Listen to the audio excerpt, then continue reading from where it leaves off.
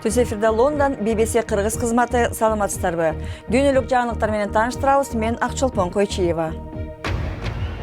Румынияда өкмөткө каршы ири демонстрациялар өтүүдө. Аларга бийликтин айрым коррупциялык иштерди мыйзамдаштыруу кадамы түрткү берди.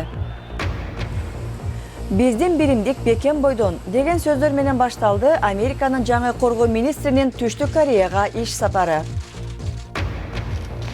Жаңы жумуш издеп жаткан жоксузбу? Австриянын тоолуу аймагында бир жумуш чыгууда үй берилет, бирок маянасы жок.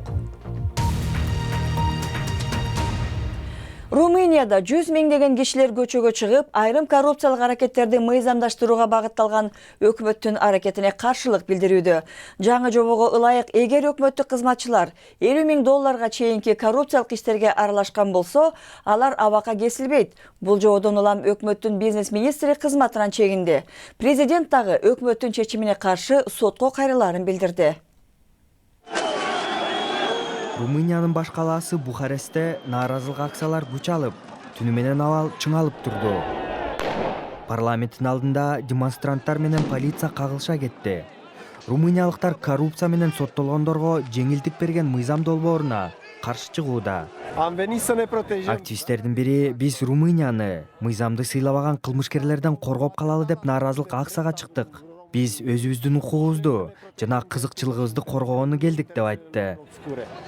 Румыниянын 55 шаарында 10 миңдеген тургундар суук температурага карабай 2 күндөн бери демонстрациясын улантууда.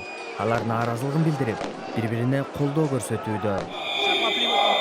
Парламенттин ичинде оппозициячыл депутаттар уурулар деп кыйкырып турушту. Жаңы буйрук $48 миң жетпеген санда коррупцияга аралашкан расмийлерди кылмыш жазасынан бошотот. Өкмөт бул чечимге абактар толуп калгандыктан барганын белгилешүүдө. Жаңы мыйзам 10 күндүн ичинде күчүнө кирет. Өкмөттүн мыйзам чегинде кылган иштери жана укугу боюнча эч суроо жок. Өкмөт жаңы мыйзамдарды жана буйруктарды чыгарууга укуктуу. Сынчылар бул кадам саясий шериктештерин, анын ичинде бийликтеги социал-демократтардын лидери Ливиу Драгнеяны жоопкерчиликтен бошотуу үчүн жасалып жатканын белгилешүүдө. Драгнея мырза учурда кызматтан кыянаттык менен пайдаланганы үчүн соттолууда. Европа биримдиги Румынияга коррупция менен күрөштө артка кайтпагыла деген эскертүү берди. Өлкөнүн солчул өкмөтүнүн бийликке келгенине 2 гана жума болду. Айтылган мөөнөттө мамлекетте 30 жылдан бери болуп көрбөгөн нааразылык акциялар орун алууда. Сылык бол, кесипкөй бол, бирок жолуңдан чыккандарды өлтүрүүгө даяр бол. 2003 жылы Иракка жөнөп жаткан америкалык жоокерлерге ушундай кеңеш берген адам азыр АКШнын коргоо министри болду. Генерал Джеймс Матис бул кызматтагы алгачкы расмий иш сапары менен Түштүк Кореяга келди.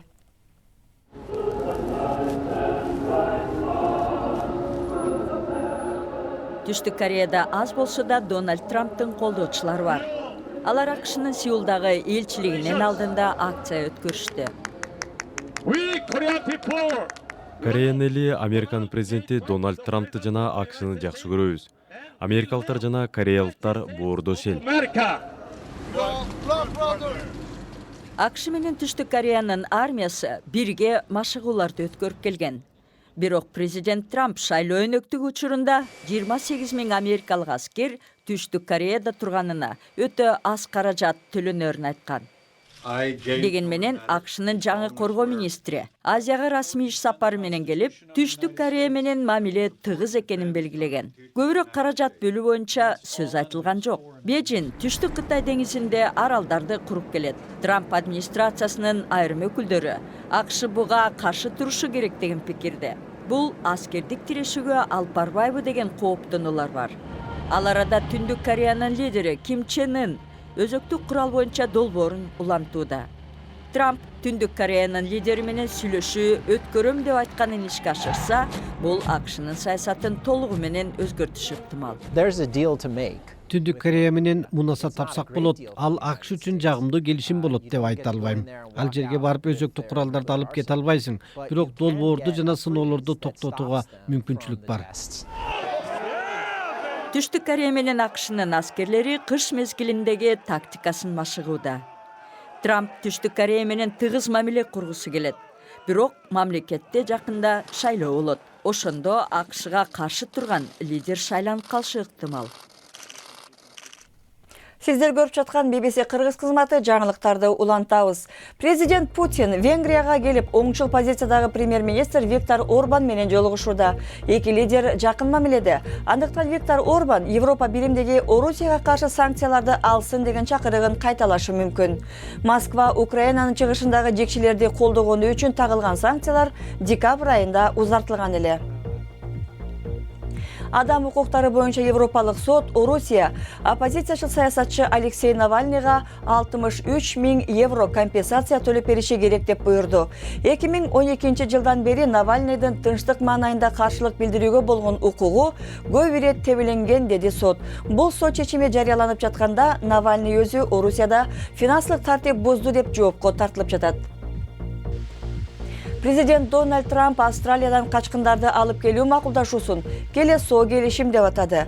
Ал Австралиянын премьер-министри менен чыңалган маанайда телефон аркылуу сүйлөшкөндө Малком Тurnbull Обаманын администрациясы кол койгон келишим аткарылат бекен кепилдик деп сураган. Келишим боюнча Америка Австралиядагы качкындар кармалган лагерден 1200дөн ашуун кишини АКШга алып кетмек. Австрияда бир шаарча Зальцбург шаарынын тушундагы аскалуу аймакта атайы курулган үйдө жашап бере турган кечил кишини издөөдө. Мурункусу күзүндө пенсияга чыгып кеткен экен.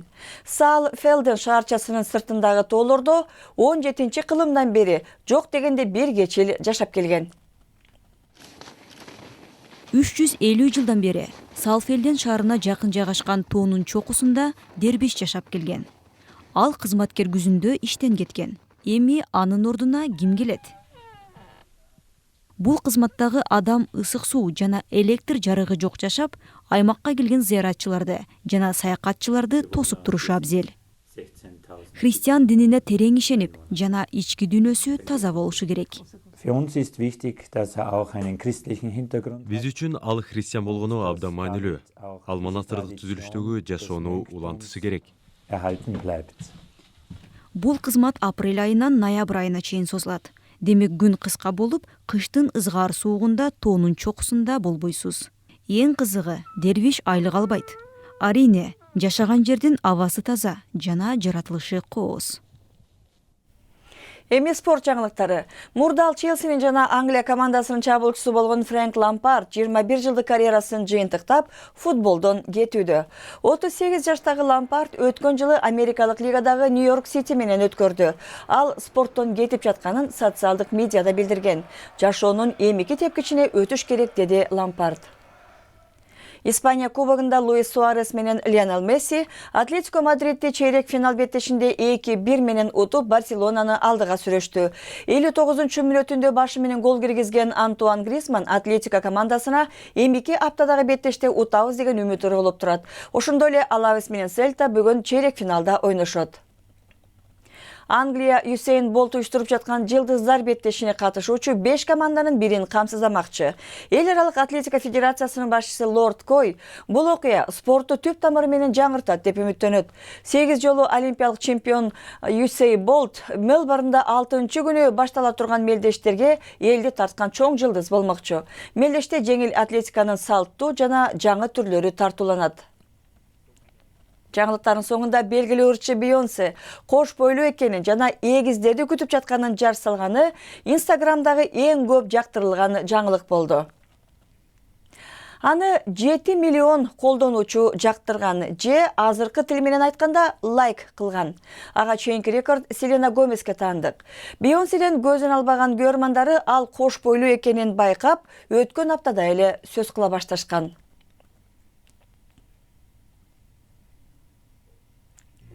Сиздер болсо Facebook'тан бизди таап, лайк кылып коюңуздар. Биздин дарегибиз BBC Кыргыз. Берүүнү ушуну менен жыйынтыктайбыз. Аны алып барган мен Акчулпон Койчиева. Саламатта болуңуздар.